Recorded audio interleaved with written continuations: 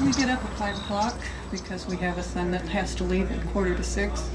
You get up early in the country for one reason or another. Sometimes it's because you have a long way to go. But for 11-year-old Kathy Magoffin, the day starts early. Because it begins with the long bus ride to school. But as her dad can tell you, things could be worse.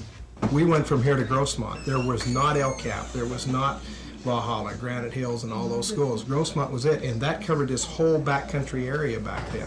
So do you ever tell Kathy, look, this may be tough, but I had to go to Grossmont High School?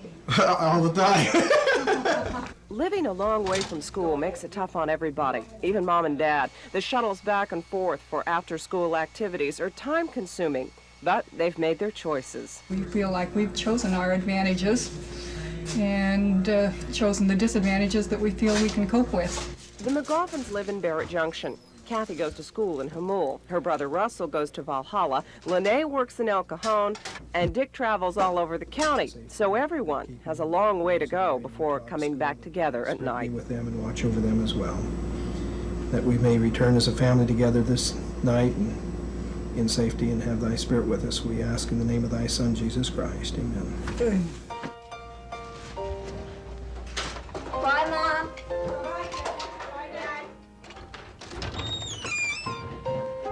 My schedule is such I could give the kids a ride to school in the morning.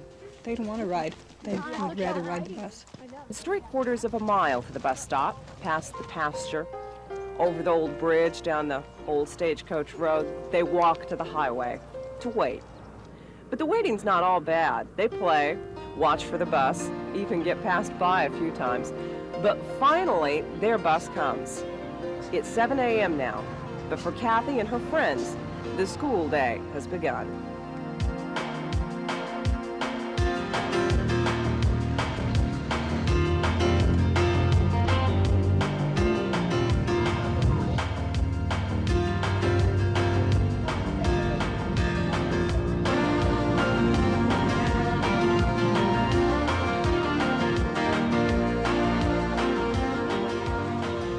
The kids are comparatively quiet in the morning, and it's been a pretty trip.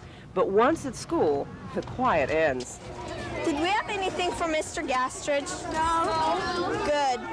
Like kids at any school, they're back together after a long weekend, and it's time to socialize. But for kids who live 5 and 10 miles apart, this may be the only time to socialize. I think that they do look at this school as a real interesting place to come because of the fact they live so far out.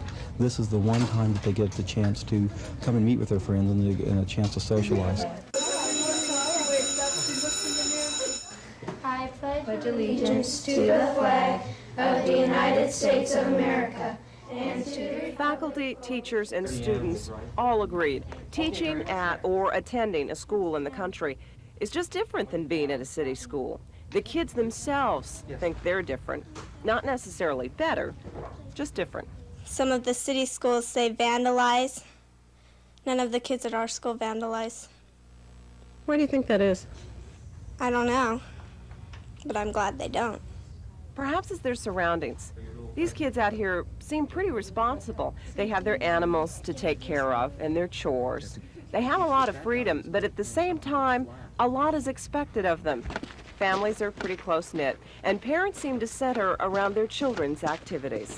It's a community, and there's a community feeling. You know, we know people that live 10 miles from us and 7 miles from us, as well as our next door neighbors. But the school does become, in this area, quite a center of the community. There are school activities and there are well-tended activities because there's not a lot of other things conflicting with it.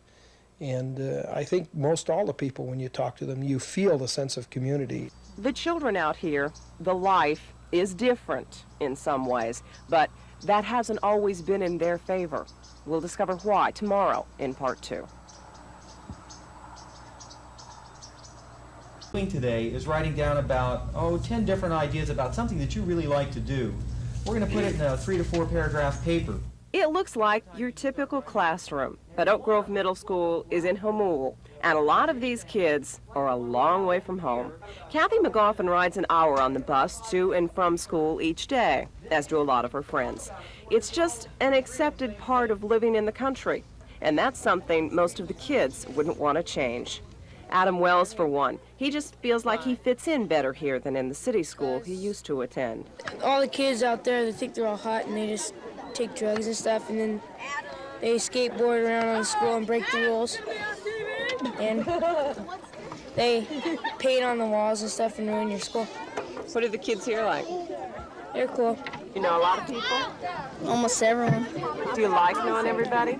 Yeah, because you know who to be friends with, and there's not a bunch of bullies or anything.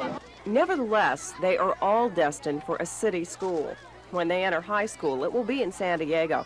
And there was a time not so long ago when kids from this area were considered different, and once in the city school, felt looked down on. They were looked at as outsiders or hicks or outer valley people, and they were referred to as such, and there was a stigma that the kids had in relationship to that. I think we were looked on as an inconvenience. Yeah, maybe that's the we word. created certain problems for scheduling and buses and participation in athletics and school events and everything. We presented some problems they didn't quite know how to deal with. In recent years, students from Hamul have overcome that image. A few valedictorians, a lot of good grades helped. Going to school in the country isn't the only thing that's different. It seems the kids are a little different too. They look at school a little differently, and life at home is a little different too.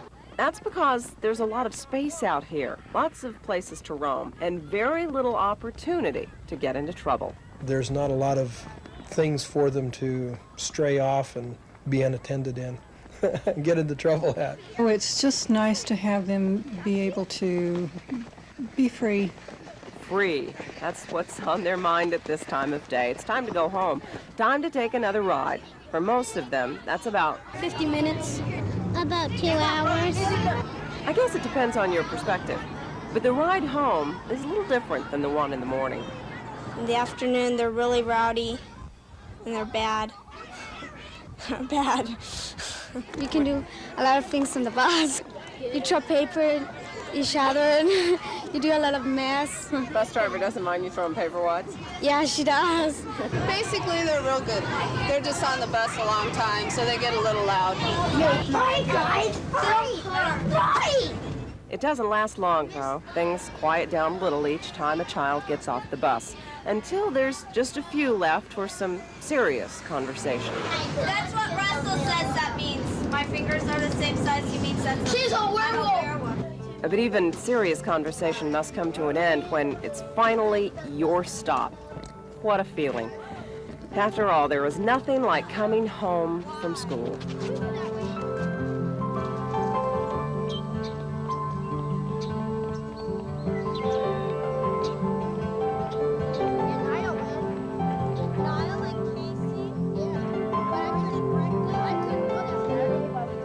It's a comfortable, quiet, secure life here.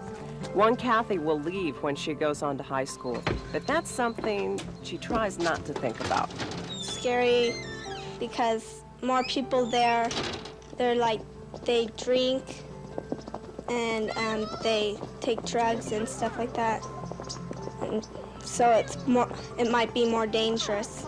You really feel safe here, don't you? I like it.